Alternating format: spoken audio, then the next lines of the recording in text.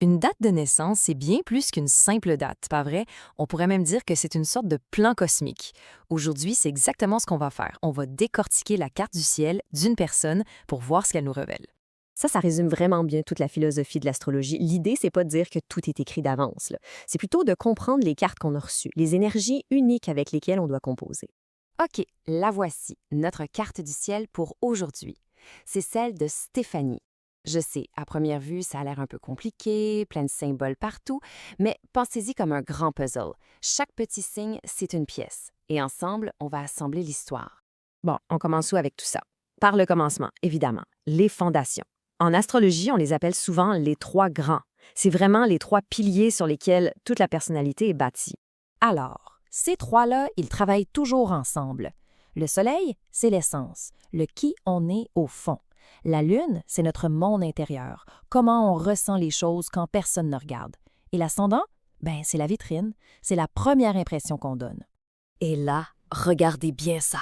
Le Soleil et la Lune, les deux sont en Capricorne. C'est ce qu'on appelle une double dose.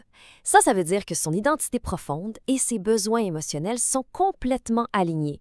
Tout pointe dans la même direction, le besoin de bâtir, de créer du solide, du stable. Mais c'est là que ça devient vraiment le fun. Son ascendant, lui, il est en Sagittaire. Et ça vient tout mélanger les cartes. Parce que, alors qu'à l'intérieur, tout est calculé, prudent, structuré, ce que le monde voit, c'est une aventurière, une optimiste, quelqu'un qui a toujours soif de découverte.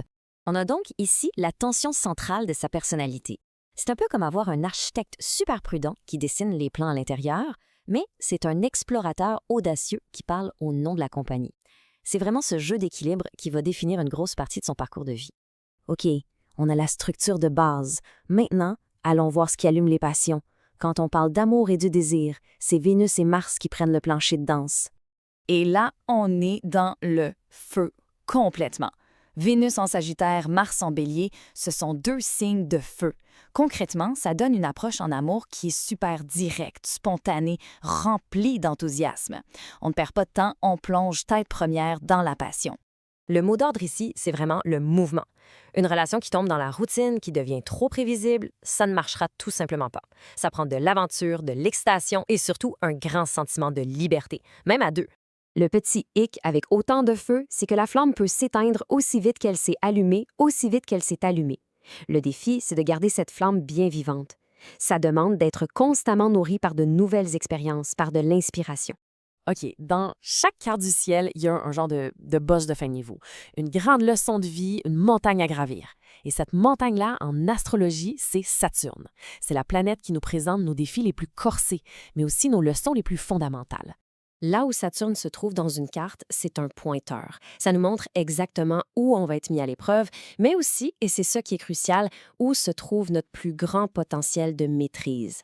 Dans le cas de Stéphanie, Saturne est en Capricorne. C'est son signe, il est à la maison. Ça rend son influence encore plus puissante. Ça vient mettre l'accent en gros sur l'ambition, le sens du devoir et cette discipline de fer nécessaire pour atteindre les plus hauts standards. Le plus grand défi, finalement, il est à l'intérieur. C'est d'apprendre à balancer cette discipline incroyable avec un peu plus de douceur envers soi-même. C'est de s'assurer que cette grande ambition ne finisse pas par l'isoler des autres, émotionnellement parlant. Bon, on a un noyau prudent, un cœur de feu, un esprit super discipliné. Comment est-ce que toutes ces pièces, qui ont l'air de se contredire, peuvent bien s'assembler pour former une seule et même personne?